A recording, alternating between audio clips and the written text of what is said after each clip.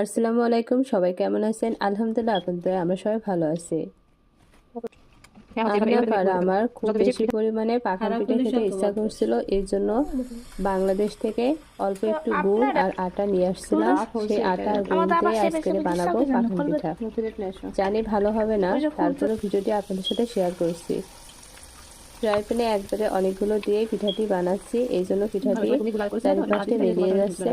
আর এই ডোর ভিতরে আমি দিয়েছিলাম চালের আটা, হালকা একটু ময়দা গুঁড়ো, গুঁড়া দুধ, খেজুরের গুড়, পানি আর লবণ দিয়ে ডোটি তৈরি করে নিয়েছিলাম।